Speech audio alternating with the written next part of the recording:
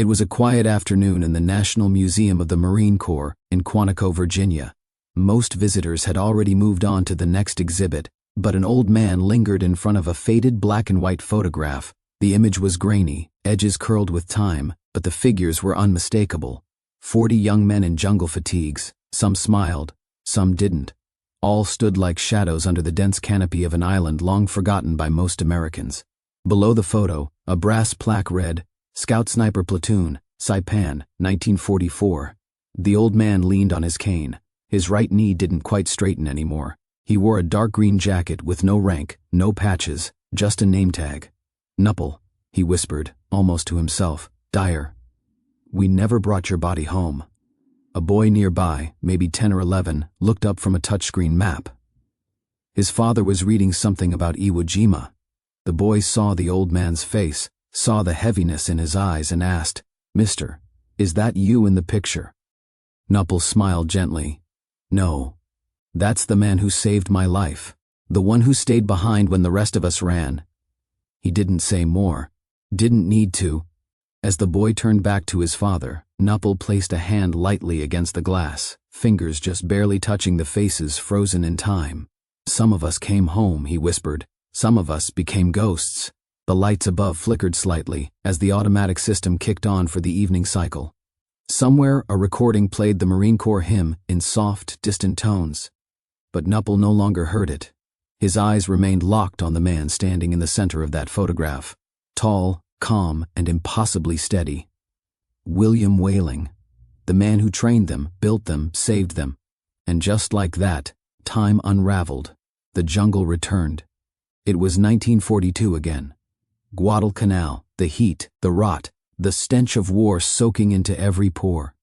And in the middle of it all, Lieutenant Colonel William Whaling stood beside a dirt airstrip known as Henderson Field, watching 4 Marines carry a stretcher toward the aid station. The body on it had been 22, on his 3rd patrol that week. Dead before anyone even saw the Japanese. 3 more stretchers followed. The jungle had swallowed another patrol. The rain had started again, a slow, deliberate drizzle that turned the red Guadalcanal dirt into something closer to blood. Lieutenant Colonel William Whaling stood motionless near the edge of Henderson Field, watching as the jungle breathed out fog across the runway. 4 Marines trudged past him, their boots sloshing in the mud, 2 at the front and 2 at the rear, carrying a stretcher between them. The young man on the stretcher was barely recognizable. 22 maybe. His face was covered in grime and blood, 1 boot missing. He'd gone out on his 3rd patrol this week. No one ever saw the Japanese position. No one ever heard a shot. 1 minute he was alive, the next he was weight on someone's shoulder. Behind them, 3 more stretchers followed. One of the Marines carrying the last body limped with every step. Whaling didn't ask names. He already knew some of them. By now the pattern was painfully clear. That morning 7 Marines had gone into the jungle west of the airfield. 4 came back, and every man who returned carried something more than just weight. They carried silence, a haunted kind of stillness that Whaling had come to recognize. It wasn't fear, it was the certainty that the jungle itself wanted them dead. Guadalcanal was killing the 1 Stone Marine Division 1 patrol at a time. It wasn't bullets, not directly. It was something worse, absence. Absence of visibility, of intel, of logic. The Japanese didn't just control territory, they controlled the terrain itself. They moved through the underbrush like ghosts, left no trails, no sound. 17 Marine patrols had been wiped out in the last 3 weeks alone. Entire squads walked into green oblivion and never came out. Standard infantry tactics had failed. Whaling lit a cigarette, shielding it from the drizzle with his hand. The match hissed against the moisture. He took a long drag and stared into the tree line. Somewhere beyond that veil of green, men were dying. Not just Marines, Japanese too. But it was the Americans who couldn't adapt. They had trained for frontal assaults, open ground, clear targets, clear orders, fire and movement, covering fields of fire. But in the jungle, you couldn't see 10 feet ahead. You couldn't call in artillery on ghosts. Officers were dying first, sniped before they gave orders. Machine gun nests waited in silence, hidden, until a whole platoon walked past. Then they opened fire from behind. By September 1942, the division had lost over 400 men to ambushes, and there was no end in sight. Whaling knew the math better than anyone. At this rate, they wouldn't have enough infantry left to hold the airfield by November. He flicked the cigarette into the mud and turned toward the command tent. 2 days ago, he'd been relieved of command. Executive officer of the 5th Marine Regiment. No combat failure, no disgrace, just a disagreement with a superior officer. Something about temperament. In another time, another war, it might have ended his career. But Colonel Gerald Thomas, the division's chief of staff, wasn't like most officers. Thomas knew who Whaling really was, a veteran of the Great War, recipient of the Silver Star at San Miguel, a man who had hunted bandits in Nicaragua, slept in mud holes on the Mexican border, competed as an Olympic marksman in 1924. A man who knew that fighting wasn't about glory, it was about survival. Thomas didn't ship him home. He kept him on Guadalcanal. Quietly. Off the books. Gave him a simple directive: figure out why our men keep dying and fix it. So Whaling watched. For 3 days he observed every patrol that went out, kept count of every man who returned, took notes, studied the maps. They were losing ground they didn't even know they had. The Japanese weren't better armed, they weren't braver. But they understood the terrain. They were hunters, stalkers, and if the Marines wanted to survive, they would need their own predators. On the 4th day, Whaling entered General Alexander Vandegrift's tent unannounced. The general looked up from a set of field orders, eyes red-rimmed from lack of sleep. He didn't seem surprised. "I have an idea," Whaling said simply. Vandegrift gestured for him to sit. "You always do." Whaling laid out his plan with no theatrics. No slides, no models, just words hard and honest. "Scout sniper unit," he said. "Volunteers only, 100 men, not standard infantry, outdoorsmen. Hunters, rural backgrounds, people who understand how to move through terrain, not against it. Train them in pairs and threes, teach them to stalk, observe, kill without being seen." Vandegrift didn't blink. He just nodded. "I've read Rogers' Rangers," the general said. "French and Indian War. Small unit tactics. Deep recon." "Exactly," Whaling replied. "We don't need more firepower. We need intelligence. We need initiative. We need ghosts." The general smiled faintly. "How long do you need?" "1 week to select the men. 10 days to start training. We'll be ready in a month," Vandegrift nodded. Approved. As Whaling left the tent, the rain had started again. It fell in sheets now, soaking his uniform, running into his collar, into his boots. But he didn't notice. For the first time since arriving on Guadalcanal, he had purpose. He would build them, the men who would disappear into the jungle, who would move like whispers and kill without sound. He would find them, not the perfect Marines, but the necessary ones. He didn't want heroes. He wanted survivors. William Whaling sat alone in a makeshift tent, lit only by a flickering oil lamp. Outside, the jungle howled and hissed. Frogs, birds, something that might have been monkeys or might have been men. He didn't care. In his hands was a pile of personnel files, each one damp at the edges, smudged with dirt and sweat. He'd been up all night, reading page after page, flipping through the fragments of men's lives. He wasn't looking for medals. He was looking for ghosts. Every folder he opened, he read not for rank or discipline, but for something deeper, the margins. Notes scribbled by past commanders. Unusual remarks. Excellent shot, but doesn't follow orders well. Raised in the Rockies, hunts elk in the off-season. Hard to supervise, but always finishes the mission. Those were the kinds of phrases Whaling underlined.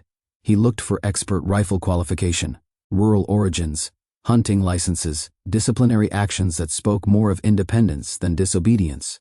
He was building a unit that would not fight the way the Marine Corps had trained them. They couldn't afford formations. Commands yelled over the noise of gunfire.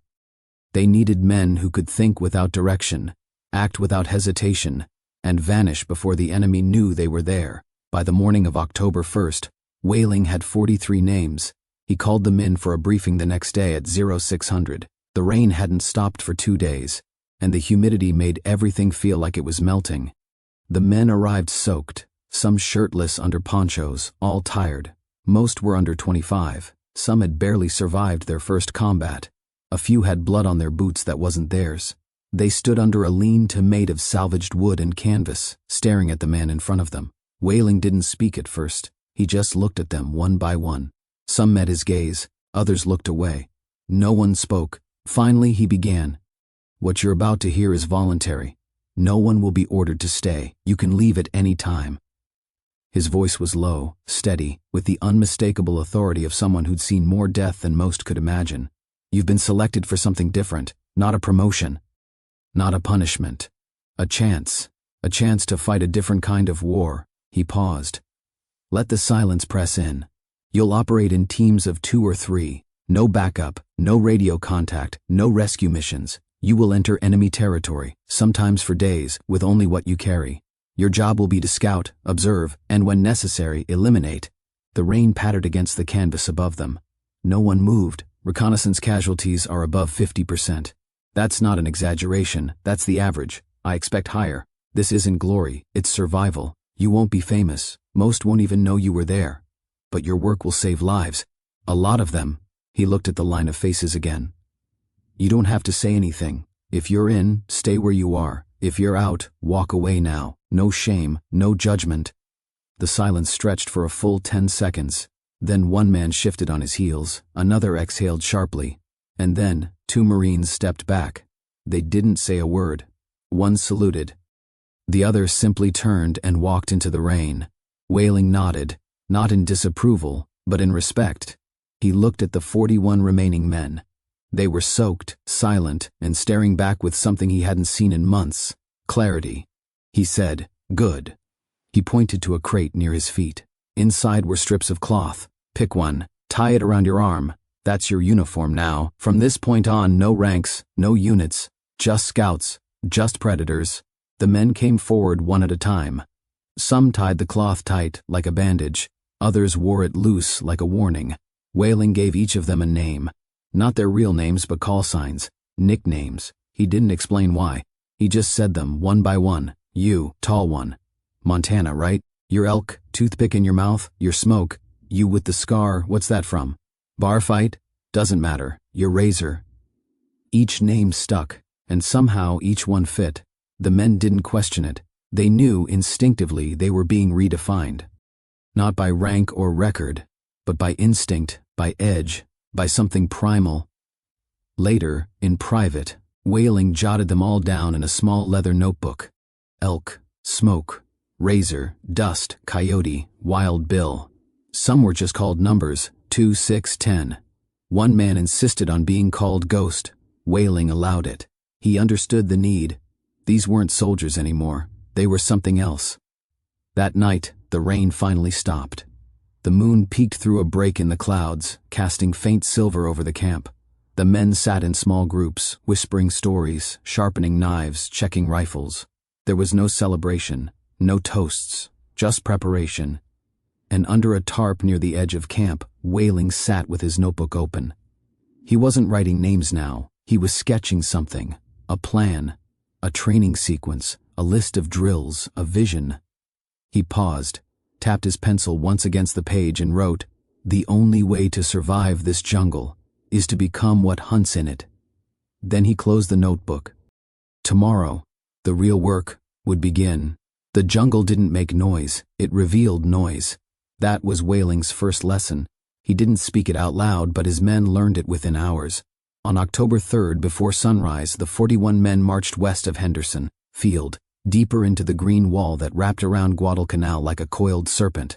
The ground sloped in waves wet with last night's rain. The air smelled of rot and gun oil. It was hot before breakfast. Whaling didn't carry a rifle that morning, just a clipboard, a stopwatch, and the kind of silence that made men uneasy. He gathered them in a clearing barely large enough to fit a squad, pointed into the trees and said, one by one, "Walk 100 yards. No sound." That was the only instruction. No tips, no warm-up. They went, one after the other. Boots cracked twigs. Canteens clinked. Rifles bumped branches. One man sneezed. Whaling wrote without looking up. His pencil moved in short, sharp strokes. After the last man returned, Whaling walked to the center of the clearing. "You all failed," he said flatly, "and not by a little. The jungle heard every one of you. So would the enemy. That's death." He waited. Again. This time the men stripped gear. They wrapped dog tags in cloth, patted their canteen hooks, repositioned their knives. They walked slower, bent knees. Some crawled, still too loud. It went on for hours. By midday, shirts clung to backs, mud-coated knees, and tempers began to fray. One man, Razor, grunted in frustration and slammed his helmet into the dirt. Whaling didn't scold him. He simply said, "Make less noise next time." After 3 days, half the men could move through dense underbrush without a sound louder than rain on leaves. They learned to breathe differently, walk differently, think differently. The jungle taught them what whaling couldn't say. Movement was a language, and the enemy spoke fluent silence. Then came the rifles. Whaling didn't believe in range targets. Real fights didn't happen at clean distances under perfect skies. So he built his own course, uneven ground, partial cover, slanted angles. Targets were silhouettes made of rags, positioned behind logs, in trees, near water. "You won't have sandbags," he told them. "You'll have roots, rocks, mosquitoes biting your eyelids." They shot prone, crouched, lying in shallow water. They fired uphill and down, in rain, with eyes half open from exhaustion. Every miss was logged, every hit questioned. Could it have been quieter? Could it have been faster? Whaling walked among them, correcting form with taps and short words. "Exhale slower. Lower your profile. Use that tree, she's your best friend." He didn't yell, didn't need to. His presence was pressure enough. The men watched how he moved, how he stood still for minutes at a time like a shadow caught in thought.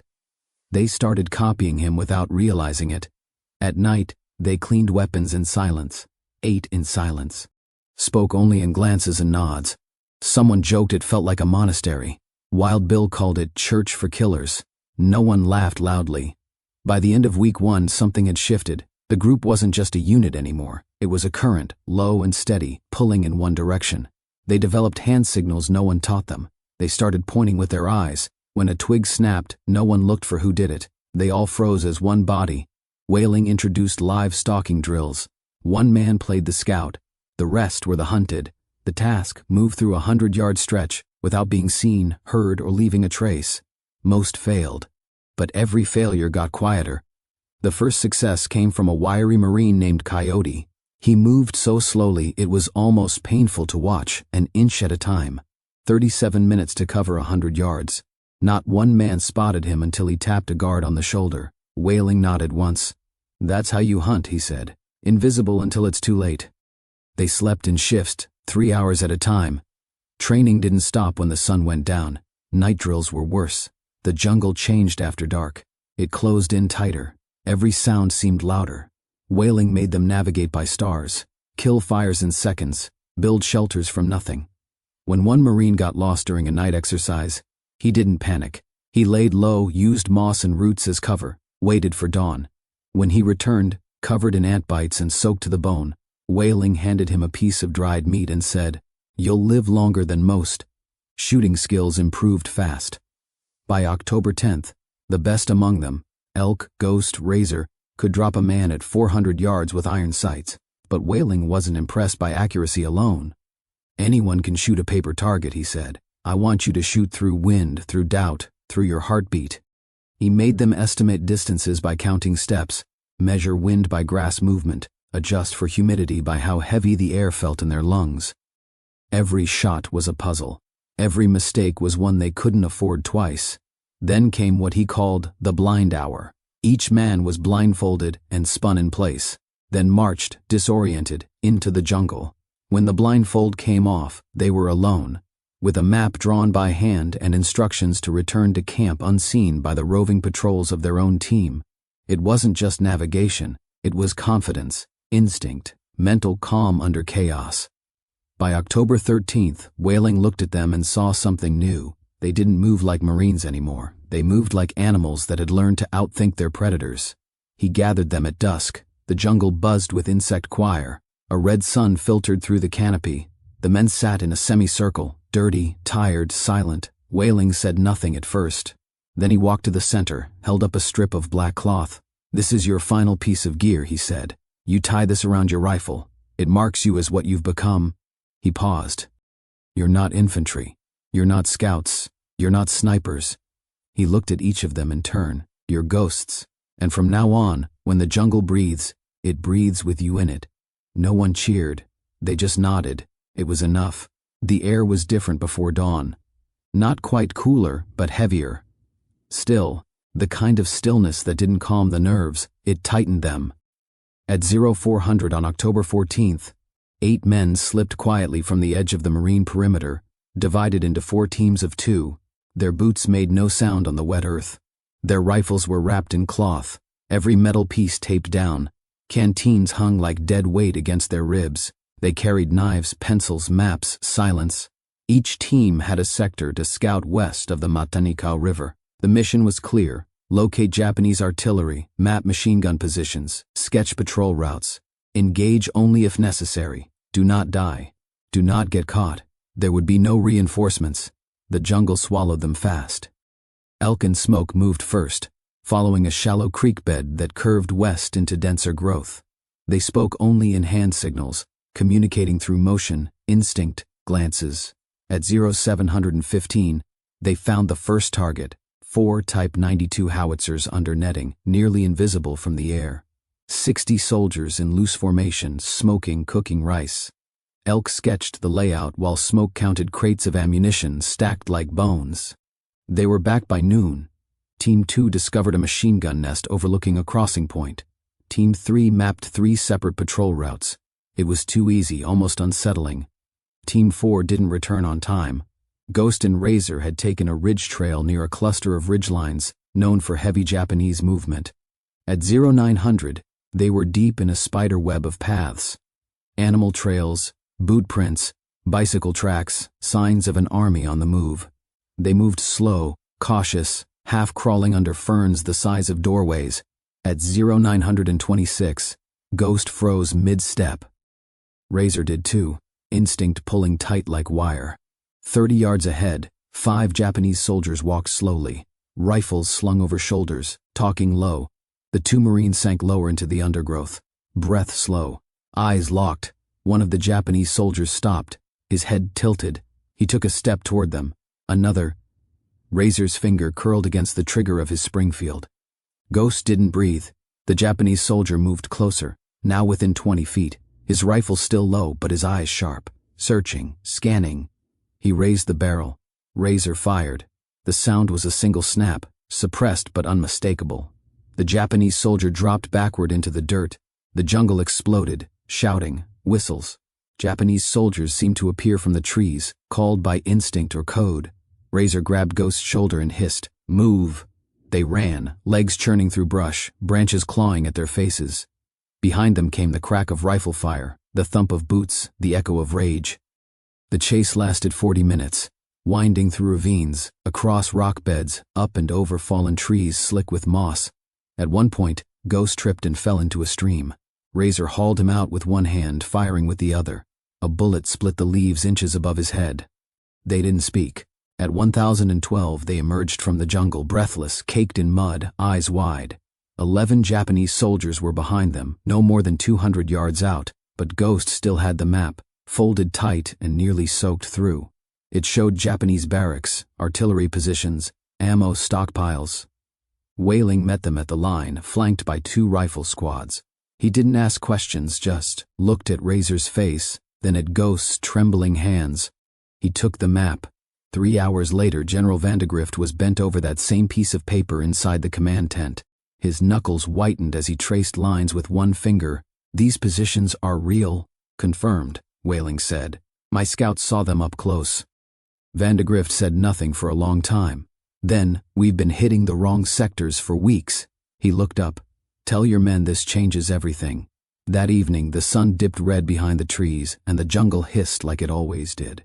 Razor sat apart from the others, polishing the stock of his rifle even though it was already clean. Ghost sat beside him, not speaking.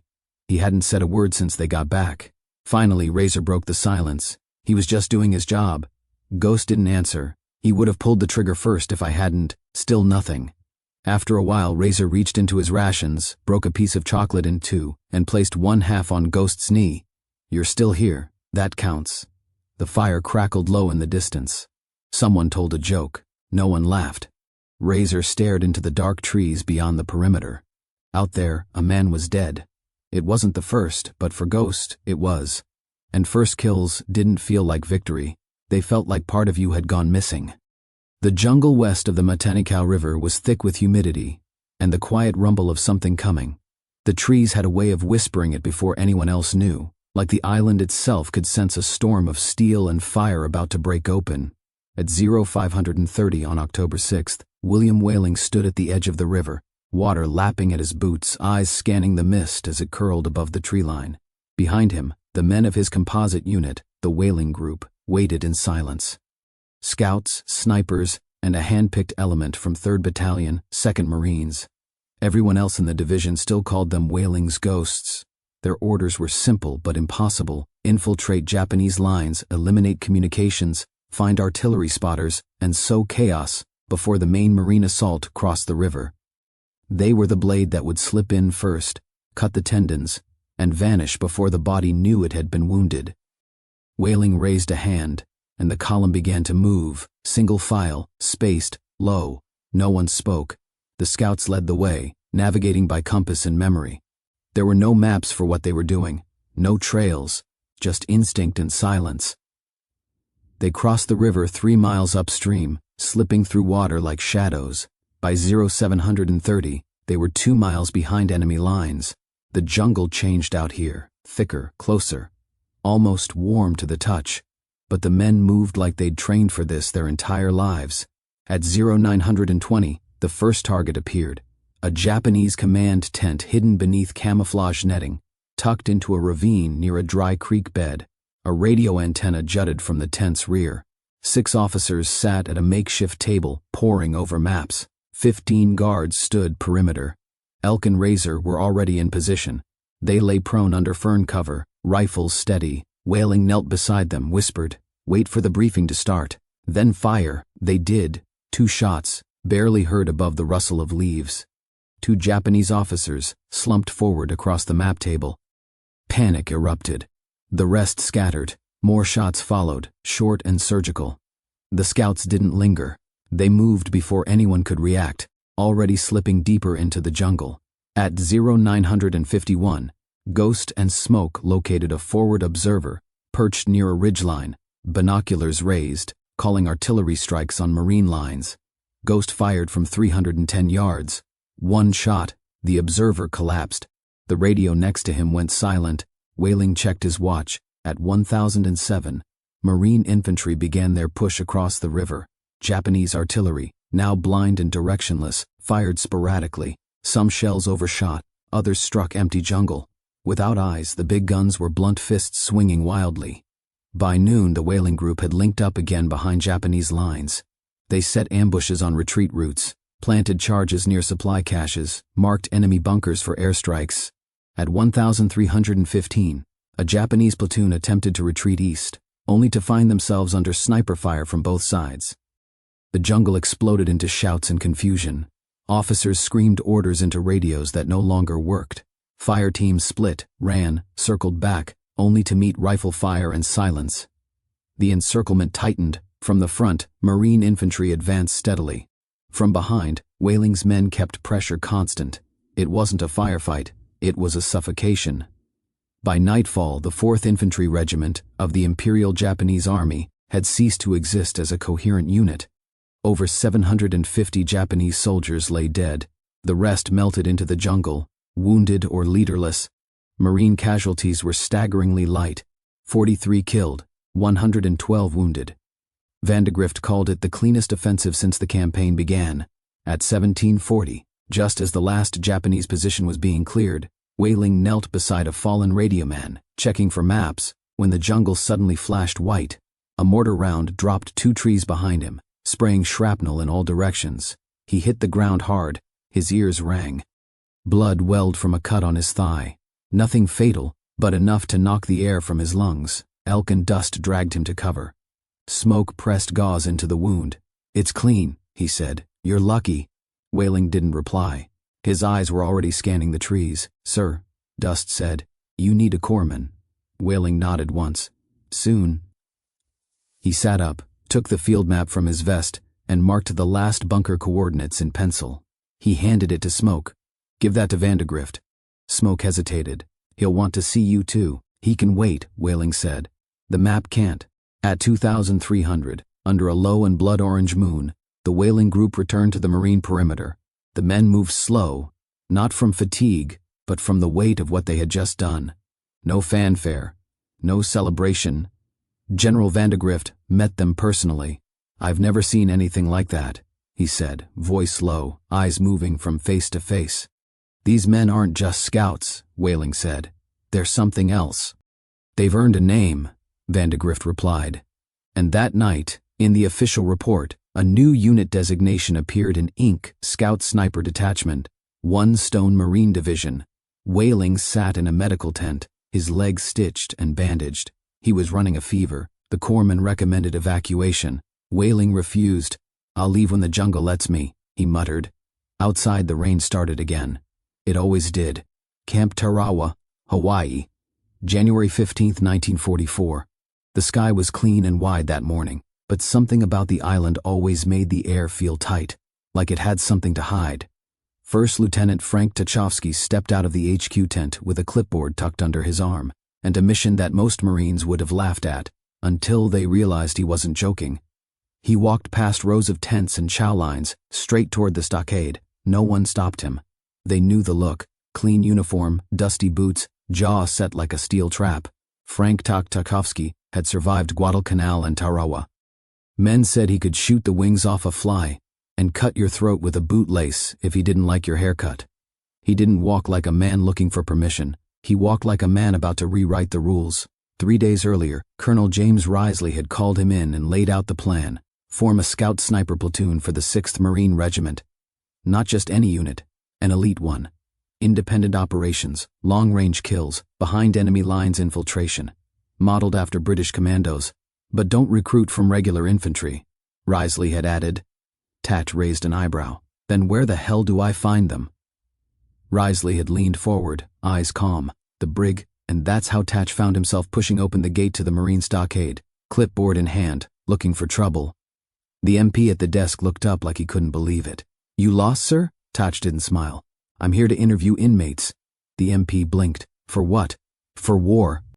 The cells were cinder block and sweat, the kind of place where even the rats looked jumpy. 18 Marines were locked up that week. Assault, insubordination, destruction of property, one for breaking a staff sergeant's jaw in 3 places.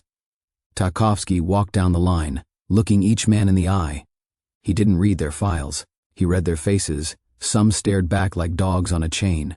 Others avoided his gaze. A few grinned. He stopped at a cell where a tall, wiry corporal sat shirtless, tattooed, one eye swelling shut. "You win?" Tok asked. The man shrugged. "He's in the infirmary." "I'm here." Tatch nodded.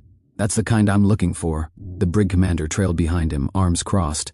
"These guys are scum, Lieutenant. They don't follow orders. Most are 1 strike away from dishonorable discharge." "Perfect," Tax said. "I don't need saints. I need survivors." He spent 3 days interviewing every man in the brig. Not about their records, about their instincts. "What did you do before the Corps? Can you kill a man with a knife? Would you? Would you leave a man behind if it meant completing the mission?" Some lied. Some tried to impress him. But some answered too quickly, too honestly. Those were the ones he marked. He found 23 from the brig. Another 17 he handpicked from the regular infantry. Quiet ones, with expert rifle ratings, and a reputation for finishing the job even when the orders got messy.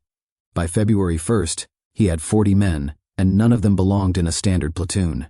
They trained in the jungle highlands near Hilo, away from officers, away from the regulation eyes. They trained in silence, in mud, in exhaustion. They stalked wild boar, learned to gut fish with a bayonet, slept under trees so thick you could scream and no one would hear you. They didn't use targets. They used pigs, live ones. Tach taught them how to kill silently, garrote, knife, bare hands. They trained with piano wire, rolled in glue and crushed glass for grip. They didn't wear name tags. They wore knives on their hips and dead looks in their eyes. Wild Bill Emmerich became a legend during training. Tall, built like a bar bouncer, quiet until someone crossed him. He could take out a sentry with one hand and carry a wounded man on his back 3 miles through jungle while being shot at. Roscoe Mullins and Otto Hebel handled demolitions. They built charges out of soap and motor oil. They practiced slipping into mock ammo dumps, planting explosives in seconds, disappearing before the bang. They scavenged everything. Rations were outdated and useless, so they raided army supply depots at night, stole canned food, boots, camouflage netting. They even lifted an army captain's jeep and painted it marine green. No one questioned it. Other units started calling them the 40 Thieves. It wasn't an insult, it was respect. These were the guys you sent in when you didn't expect anyone to come back. Tchaikovsky didn't ask for permission. He gave orders, and his men followed, because they trusted him, not because of rank, because he was one of them, a fighter, a survivor. At night, they sat around fires whispering stories, sharpening blades, oiling rifles. Some wrote letters they'd never send, some prayed, some laughed too hard at things that weren't funny. They weren't a unit. They were a pact, an unspoken agreement. We go in, we finish it, we come home or not at all. By late spring, orders came through. Saipan, 30,000 Japanese soldiers waiting. The 40 Thieves would go first, at 0530 on June 15, 1944. The world ended in fire. The sea boiled with steel. Battleships lined the horizon like gods of war, vomiting thunder onto the beaches of Saipan. Shells screamed overhead, pounding the volcanic coast into smoke and shattered coral. Landing craft surged forward, their hulls rattling from the force of the barrage. Corporal Bill Knuppel crouched inside a Higgins boat, rifle pressed to his chest, heart hammering like a drum. He could smell the sweat and fear around him. 40 men packed tight, silent, waiting. Tchaikovsky stood near the ramp, eyes calm, scanning the hell ahead. The plan was simple: land, move inland, disappear. Let the others take the beach. Let the thieves hunt. At 0840 the ramp dropped. The first waves had already hit the shore. 8,000 Marines storming into gunfire. Mortars fell like rain. Machine guns barked from pillboxes dug into the cliffs. Men died before they hit sand. Some drowned with rifles still slung across their backs. The water ran red. But the thieves didn't head for the bunkers. They veered east into the sugarcane fields. Visibility dropped to 10 feet. Perfect. By 1,100, the thieves were half a mile inland. No unit markings. No clear chain of command. Just teams of 3 or 4 moving like vapor. No talking. Only hand signs. Only instinct. At 1,300, 2 scouts, Hebel and Razor, spotted a Japanese radio operator stringing antenna wire between 2 trees. He was alone, focused, vulnerable. They circled wide, approached from downwind. 20 feet away, Hebel struck, piano wire around the neck, fast and tight. The man never made a sound. Razor took his maps. Hebel dragged the body into brush. Gone. At 1,510, Wild Bill and Ghost eliminated a forward observation team. 3 men with binoculars and field radios perched on a ridgeline. Ghost shot 2 from 280 yards. Wild Bill crept up and finished the third with a knife. Artillery fire against Marine positions grew sporadic. Blind, the 40 Thieves had begun their work. As dusk fell, smoke coated the skyline like dirty cotton. The sugarcane fields burned in patches. The ground trembled under shell fire. But in the jungle, the thieves kept moving, always flanking, always striking at the seams. At 1,800, Knuppel's team encountered a 4-man Japanese patrol crossing a dried creek bed. They waited in silence, camouflaged in the undergrowth. One Japanese soldier lit a cigarette. That was his mistake. Knuppel fired once. The man dropped. The others panicked. One ran into Razor's blade. The others scattered, only to vanish into the night. But the jungle never stayed silent for long. At 1915, a firefight broke out near the southern ridge. 3 thieves had walked into an unmarked trench. Machine gun fire erupted. One of them, Carter, a quiet, fast-talking Texan, went down instantly. A round tore through his chest. The others pulled back, laying covering fire. But the trench was too deep, too fortified. By the time they reached him, Carter was gone. Knuppel stared at the body. His friend, the man who had taught him how to skin wild boar during training. The man who carried peppermint candy in his ammo pouch for luck, now just still. They carried him back under moonlight, wrapped him in a poncho, buried him between 2 banyan trees. Tchaikovsky didn't speak. He stood at the grave and watched. Then he turned to the rest. We keep going. That night they moved again. The enemy didn't know who they were. Didn't know where they came from. Japanese officers reported being attacked by ghost units that left no trace. They were half right. The ghosts were real. And they had only just begun. Garapan was dead, not empty, not silent, just dead. The town had once been a bustling port for Japanese settlers on Saipan. Shops, houses, schools, even a small shrine at the northern ridge. But now it was a ruin. American naval bombardment had flattened buildings into skeletons. Smoke drifted between collapsed walls. Fires smoldered in craters. The air reeked of ash, cordite, and something worse. At 0200 on June 17th, the 40 thieves moved through this graveyard. Tarkovsky had picked his best, 8 men split into pairs, Knuppel and Mullins, Wild Bill and Ghost, Hebel and Razor. Tarkovsky himself moved with Emmerich. Their target lay on the northern edge of the ruins, an ammunition depot hidden among the rubble. Intelligence had picked it up 2 days earlier. 3 concrete bunkers, reinforced, ringed with barbed wire and guard towers. Dozens of Japanese soldiers were stationed there, protecting stockpiles of artillery shells, mortars, small arms ammo. If they could destroy it, it would cripple Japanese firepower for the next phase of the battle. But the approach was suicide. No cover, no backup. If anything went wrong, there would be no rescue. They moved in total silence. The city was not quiet. Far from it. Trucks groaned through alleyways. Voices barked orders. Japanese patrols crossed every street. But the thieves stayed in the shadows, weaving between broken buildings, crawling beneath twisted rebar, slipping through burned-out doorways like smoke. They reached the depot at 0415. 3 bunkers loomed ahead, dark, squat, silent. Each had a metal ventilation shaft at the rear, just large enough for a satchel charge. Mullins and Hebel volunteered for the insertion. They crawled forward on their bellies, inch by inch. Every movement was timed to the rhythm of passing guards. 1 patrol passed within 30 feet, 3 soldiers laughing softly, slinging rifles, smoking cigarettes. Mullins didn't breathe. At 0440, they reached the nearest shaft. Mullins took out the charge, 2 pounds of TNT, wrapped in wax canvas, fitted with a 15-minute timer. Hebel steadied the shaft grill. Mullins slid the charge in, set the fuse, then, movement, a shadow to the right. A guard had changed direction. He was walking straight toward them. 10 feet, 5. The man paused, looked down. Mullins fired from the hip. 1 suppressed shot. The guard dropped, but he had shouted, and the depot exploded. Not yet. But the sound had alerted the others. Whistles shrieked. Searchlights clicked on, sweeping across the wreckage. Dozens of Japanese soldiers poured from the bunkers, weapons raised. Move! Tarkovsky roared. The thieves opened fire, controlled, precise. 2 guards fell. Another dropped his rifle and ran. They didn't try to win the fight, they ran. Back through the ruins, weaving between craters. Knuppel tossed a smoke grenade.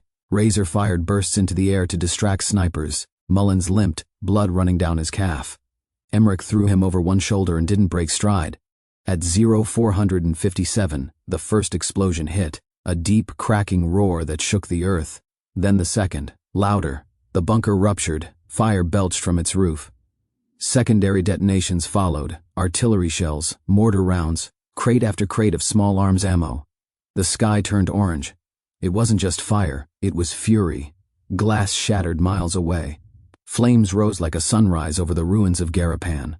A storm of debris rained down, concrete, shrapnel, blackened steel. The shockwave knocked 3 thieves off their feet, but they kept running. By 0600, they had made it back across the lines. All 8, no one dead, but no one the same. They collapsed behind the marine perimeter, clothes soaked in sweat, ears ringing, skin scorched. They didn't speak, didn't celebrate, just sat, breathing, watching the smoke rise behind them. Intel would later estimate the blast destroyed 30% of Japanese artillery munitions on Saipan. Enemy fire dropped by half over the next 48 hours. But there was a cost. The Japanese knew the Americans had special units operating in the rear, knew they weren't safe even behind their own lines, so they changed the rules. That night, Japanese patrols began using wounded Marines as bait, screaming for help in English, moaning in the dark, crying out for corpsmen. The first team that responded walked into a kill zone. The second didn't even get that close. One of the thieves, Ghost, recognized the voice. It wasn't American. It was a Japanese soldier mimicking pain. The war had changed. No more rules, no more mercy. The thieves met that night in silence. No officers, just men sitting in a circle under the stars. They made a vow. No one gets captured, not by them, not alive. If wounded and unable to move, another thief would do what had to be done. It wasn't a pact of cruelty, it was mercy. Because they had seen what happened to captured Marines, they would not let it happen again. They said Mount Tapochao was sacred. The Chamorro people had once prayed there, at the island's highest peak. They believed the spirits watched from its cliffs. But on June 24, 1944, the only spirits watching were those of the dead. The 40 thieves received orders at 0400 scout the mountain. Intel reports had identified a new Japanese artillery nest hidden in the ravine east of Tapochao's summit. Air recon showed nothing. Too much canopy. Too many shadows. So they sent the only unit that could slip in and out unnoticed. Corporal Martin Dyer led the team. He picked 4 men, Reyes, Taggart, Olson, and Mack. Trusted them, believed in them. Dyer had a quiet kind of leadership. Not loud, not flashy, just steady. The kind of man who shared his rations when others were hungry. Who carried extra ammo so no one else had to. At 0600, the team began the ascent. Jungle swallowed them whole within minutes. No trails, no signs, just steep, wet rock and thick vines. Visibility dropped to 20 feet.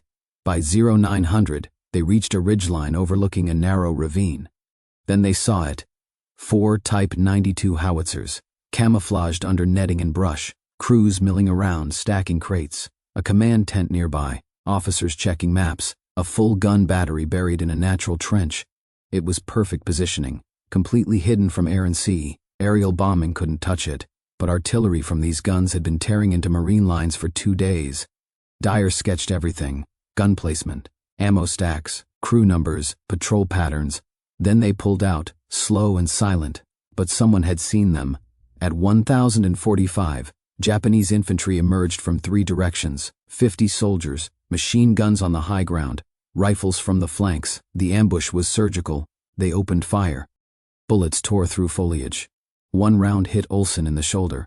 Another grazed Mack's leg. Dyer barked orders: scatter, run east, break contact. They ran. Dyer stayed. He had the bar. Browning automatic rifle. Heavy, loud, deadly. He dropped to a knee behind a fallen log and opened fire. The sound thundered through the ravine. He fired in long, punishing bursts, cutting down soldiers who broke cover. Reloaded twice. Shouted at Taggart to keep moving. The team reached the extraction point 20 minutes later, panting, bleeding, alive. But Dyer never came. Mack wanted to go back. He screamed it, cried. Fought Reyes when the man held him back. But they couldn't go back. Too many. Too late. When they returned that night with a reinforced squad, the clearing was empty. The log was scorched. Blood marked the earth. Dozens of Japanese bodies littered the perimeter. But Dyer was gone. No rifle, no helmet, no trace. Only silence. Back at camp, Tarkovsky listened without blinking. Took their sketches. Passed them to Intel. Then walked to the edge of the perimeter and sat alone for an hour. No one spoke his name for 2 days. Then, quietly, they built a marker. A flat stone. Carved with a knife. CPL M. Dyer. June 24, 1944. He stayed. We came back. The maps Dyer drew led to a devastating airstrike 2 days later. 4 Navy bombers dropped 12,000 pounds of explosives into that ravine. The artillery position ceased to exist. Command credited the thieves, commended their bravery. But no medal could fill the space Dyer left behind. He had always said he'd die standing up. They believed he did. June 26, 1944. Saipan wasn't just bleeding, it was bracing for collapse. Intel came in at 1,600 hours. Japanese forces, what remained of them, were consolidating. Every last unit, every reserve, every half-dead recruit. Over 3,000 soldiers were gathering in the north. One last Banzai charge, the largest suicidal assault of the Pacific War. Division command expected the worst. Thousands of screaming Japanese infantry charging across no man's land at dawn. Bayonets fixed, grenades taped to chests, screaming for the Emperor.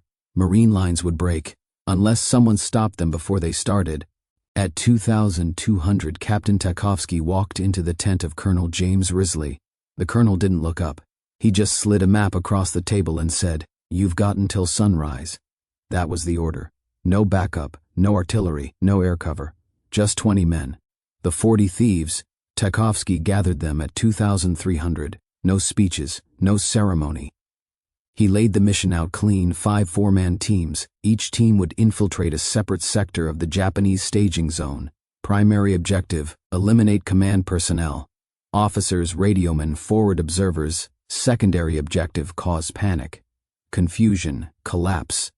They would move by moonlight, through jungle and ruins, 1 to 2 miles behind enemy lines. There would be no rescue. Everyone nodded. They didn't volunteer because they were brave. They volunteered because they knew the cost of failure. 3,000 enemy troops storming Marine lines at dawn. So they moved. At midnight on June 27th, the 20 men of the 40 Thieves disappeared into the darkness. In Team 1, led by Tchaikovsky. Target, Field HQ in a gutted tea plantation.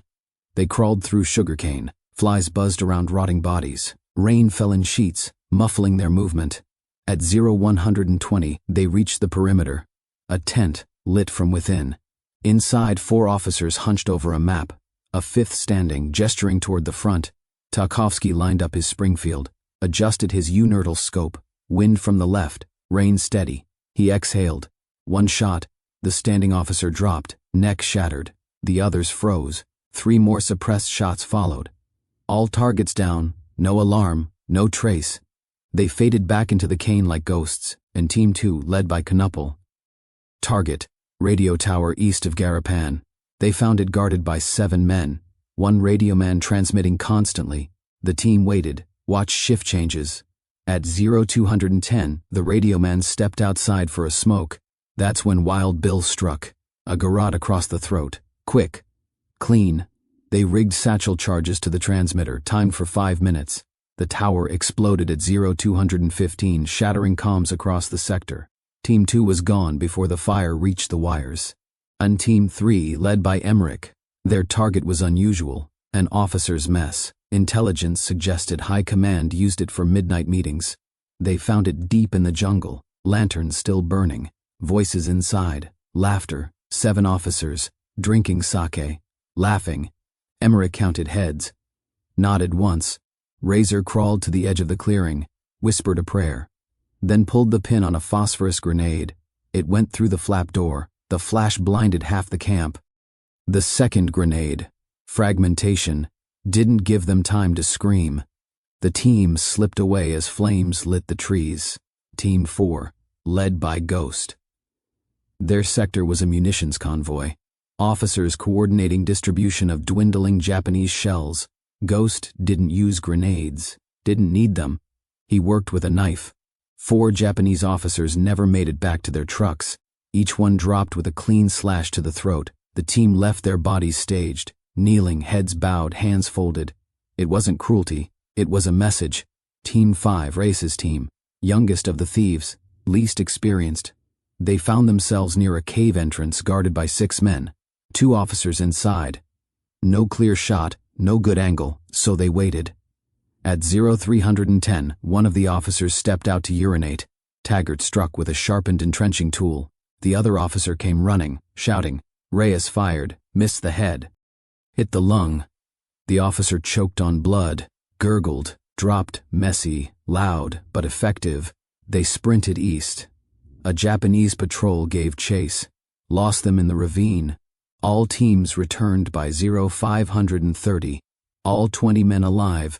17 confirmed officer kills, 2 radios destroyed, a command tent torched. 3 hours later, the Banzai charge began. At 0840, the Japanese came.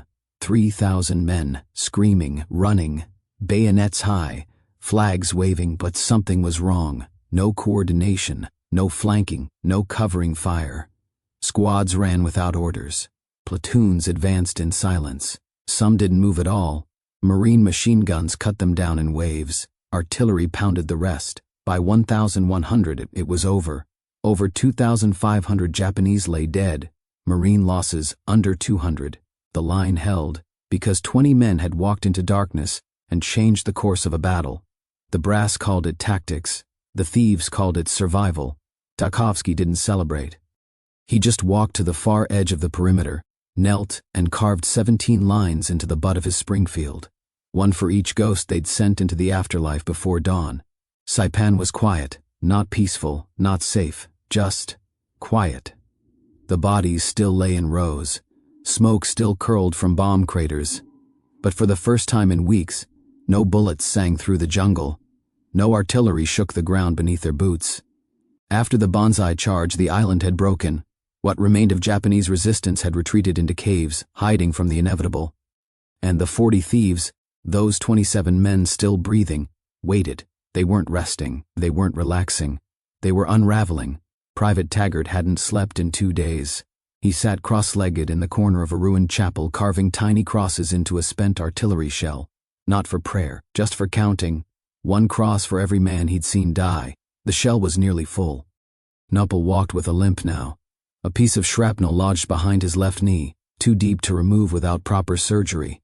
He joked it gave him character, but every step made him wince. He barely noticed. His mind was elsewhere, usually staring at the jungle, waiting for movement that never came. Emmerich, the silent one, had stopped talking altogether. Not out of shock, not out of grief. He just had nothing left to say. They were alive, but not whole. Something had fractured inside each of them. Something they couldn't name, couldn't fix. Some called it combat fatigue. The thieves called it the fog. It rolled in slowly. A heaviness in the chest, a numbness in the fingertips. Food lost taste. Voices grew distant. Some forgot what day it was. Others forgot their own names, even if just for a second. Even Wild Bill stopped smiling. On July 1st, something strange happened. During a patrol sweep near Mount Tapachau, Wild Bill spotted movement behind a cluster of rocks. Not Japanese troops, not ambushers, just one man. A Japanese soldier, barely 18, wounded, delirious, unarmed. He was bleeding from the gut, crawling through the dirt toward a broken canteen. Bill raised his rifle, paused, lowered it, and called for help. They carried the boy back to camp, wrapped his wounds, gave him water, clean bandages. The reaction from the others was swift and divided. "What the hell are we doing?" Max snapped. "That's the enemy." "No," Bill said quietly. "That's a kid. He'd have shot us if he had the strength." "Maybe," Bill shrugged. But he didn't. The room fell silent. No one knew what to say. That night, the boy died in his sleep, in a cot, covered by a U.S. Army blanket. Reyes buried him with a simple marker. Unknown. Not forgotten. No one objected, but no one talked about it either. Tahovsky watched it all from a distance. He had stopped wearing rank insignia, said it made him feel like a fraud. His men were dying, some from bullets, others from the inside out, and he couldn't stop it. He tried writing a letter to command, tried explaining what was happening to his unit, gave up halfway through. What do you write when the truth sounds insane? That your best men were sleeping with knives under pillows? That some flinched at thunder? That others laughed during funerals? That one of them tried to dig a foxhole in his sleep? No, he didn't send the letter. On July 3rd, the thieves gathered for roll call. It wasn't mandatory. No one forced them. They just came. 27 men stood in silence, boots in the mud, rifles slung low. No orders, no formation. Just a name called, and a voice answering back, until it didn't. "Corporal Dyer," Tarkovsky said. Silence. Then, slowly, Reyes stepped forward and whispered. He answered. You just couldn't hear him. No one laughed. No one corrected him. They just nodded, because they all heard something too. Later that night, Tarkovsky stood watch alone. Sky clear, stars out, no wind. He stared at the jungle line, thought about his men, about the war, about what waited on the next island. He didn't feel brave. He felt hollow. Behind him, someone approached. It was Nuppel. He didn't say a word, just lit a cigarette and offered another. They stood together in silence, smoke curling upward toward a moonless sky. Then Nuppel asked, "Cap, do you think we'll ever be normal again?" Tarkovsky exhaled slowly. "No," he said, "but we're still human, even after everything?" Tarkovsky looked at him, especially after everything. July 6, 1944. The end was near, but no one said it out loud. Marine High Command had mapped the island. Japanese resistance had collapsed into small cave networks, scattered units, no food, no leadership. But the whispers still came in, movements in the North Hills, a supply trail still active, a possible command group still operating. A final counterstrike? No one knew, but the brass couldn't take chances. They needed eyes, saboteurs, hunters. So once again they called the thieves. Captain Tchaikovsky gathered the remaining 27 men beneath a broken signal tower. He didn't dress it up. "This isn't a hero's mission," he said. "It's a plug, a stopgap. If we fail, it might not matter. But if we succeed, it will save lives, entire units." He looked at each face. Some were barely more than boys. Others had seen 3 years of combat, but all of them looked older than their years. "Pick your teams," he said. "We leave at 2100. They moved silently through high grass, moonlight broken by smoke and ash. The target was a ravine road at the foot of Mount Marpi. Intelligence said the Japanese were funneling weapons and wounded through it. If the thieves could block that road, they could choke the last breath out of the resistance. Team Alpha went high. 4 men, led by Knuppel. Team Bravo planted charges on the supply wagons at the rear trail. Team Charlie, 6 men, was to intercept enemy scouts and stall any reinforcements. Tchaikovsky stayed center, watching all routes, ready to call the signal. At 0310, all hell broke loose. A Japanese convoy, not 5, not 10, but over 60 soldiers, 2 carts of ammunition, and a handful of officers, moved down the ravine. More than intel predicted, more than they could handle. "Abort," Reyes whispered into the field mic. Tchaikovsky hesitated. Then came the voice of Emmerich, cold and calm. "We can't let them pass." Tchaikovsky nodded, though no one could see it. He switched his mic to open channel. "All units, fire on my mark." 3 seconds later, flares lit the sky red. Team Bravo opened first. Charges on the lead wagon blew high into the air, flipping the ox cart like a toy. Ammunition cooked off in seconds. The ravine turned into a firestorm. Team Alpha peppered the formation from above, bolt action precision, 1 shot at a time. Japanese soldiers screamed, scattered, fell. Officers shouted orders that no one could hear. Then Team Charlie moved. They came from the flank, silent at first, knives, grenades, close quarters chaos, but there were too many. Within 6 minutes, Corporal Ryan was down, gut shot. He tried to crawl, didn't make it. Wild Bill dragged him behind a rock, dropped 2 Japanese soldiers with a Browning and went back into the fray. 10 minutes in, Emmerich was hit in the throat. He didn't make a sound. 15 minutes in, Reyes was hit. A grenade took his leg. He screamed, once. "Leave me," he said through clenched teeth. Tchaikovsky didn't. The fight lasted 22 minutes. When the smoke cleared, 67 Japanese were dead. The road was gone. So were 6 of the thieves. They carried the bodies back under tarp in silence. No medals, no bugles. Just 6 names burned into the memory of every man who still drew breath. Back at base, the remaining thieves sat together for one final meal, not in uniform, not in formation. Just men. The cooks didn't ask questions. They brought out extra rations, whiskey, even ice. It was the quietest celebration in Marine Corps history. On July 9th, Saipan was declared secured. By noon, word came down. The 40 thieves were being pulled back to Hawaii, officially disbanded. Command said their casualty rate was too high, too costly. Unofficially, no one knew what to do with them. They were too effective, too broken, too dangerous. The final morning, they stood for roll call one last time. 21 men answered. 6 did not. Captain Tchaikovsky read their names slowly. After each one, the men stood in silence. No salute, no tears, just respect. Then they turned and walked away. No goodbyes, no speeches. Each man carried his memories alone. Back in Hawaii, the platoon was scattered, reassigned to other units. Some stayed in the Pacific. Some shipped home. A few never picked up a rifle again. Tchaikovsky turned in his sidearm and declined further command. He'd had enough. Wild Bill disappeared into the highlands. Emmerich's family received a single box. Inside was a garrote and a photograph. Knuppel re-enlisted. Said the war wasn't done with him yet. But the thieves, they were done. History wouldn't remember their names, but Marines did. And when new recruits asked about silent units that moved like ghosts, they'd hear whispers of a platoon, with no rules, no fear, and no retreat. The 40 thieves, and the ones who never came back. The war ended. The world moved on. Newspapers printed parades. Politicians shook hands. Flags flew. But for the men who had lived and bled in Saipan's jungle, the war never really stopped. They returned to a country they barely recognized, and that barely recognized them. There were no headlines for the 40 Thieves, no statues, no songs, just scattered memories and unanswered letters. Tchaikovsky stepped off the transport in San Diego in December 1944. He had lost weight, carried a permanent limp from a fall on Saipan's North Cliffs.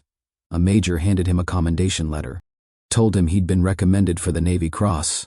Again, he folded it in half, unread, and tossed it in a trash bin. Then walked into the city. Alone. He worked odd jobs for a year. Mailroom. Forklift operator. Groundskeeping. He never stayed anywhere long. People asked too many questions. Were you in the war? What did you do? Did you kill anyone? He stopped answering. Eventually, he stopped talking. In Ohio, Knuppel went home to a town with 2 stoplights and a church bell that rang at noon. He tried farming. His hands shook too much for the tractor. He tried teaching marksmanship at a local range. The first time someone dropped a target with a bullseye, he threw up behind the bleachers. One night in 1945, he went walking into the woods and didn't come back until morning. He told no one where he went, but he returned with dirt under his fingernails and tears in his beard. He never walked into the woods again. Wild Bill became a mechanic in Hilo, Hawaii. Didn't say much, didn't drink, didn't marry. He spent Saturdays on a fishing dock with no pole. Locals just called him the quiet one. Kids said he could fix anything, except radios. He never touched radios. They were scattered across states, across time zones, but the ghosts were always the same. Dyer, Emmerich, Reyes, Ryan. Names that didn't fade. Faces that showed up in windows, in rearview mirrors, in dreams. In May of 1946, 3 of them met again. A reunion wasn't planned. It just happened. Tchaikovsky was passing through San Francisco on his way to Oregon. Knuppel had come for a VA appointment. Wild Bill showed up with an old sea bag and no explanation. They met in a bar that smelled like salt and sawdust. No uniforms, no medals, just 3 men and a bottle. They didn't toast. Didn't say Semper Fi. They just sat and remembered. They talked about the things that didn't make it into after-action reports. The way Emmerich used to hum when nervous. The time Reyes stole a typewriter from an army clerk and wrote fake promotion letters. The moment Dyer stood alone with a bar and bought time for 5 men to escape. The last walk through the jungle. The silence after the charge. The night no one slept. Knuppel pulled out a photograph. Faded. Torn at the corner, it showed a group of them in mud, shirtless, smiling. 6 of the men in the photo were dead. The 7th hadn't been seen since Iwo Jima. Wild Bill stared at it for a long time, then slid it back across the table. A young Marine, maybe 19, sat at the next table, watching. His uniform was crisp, eyes wide. He leaned over. "Excuse me, sir. Were you in the Pacific?"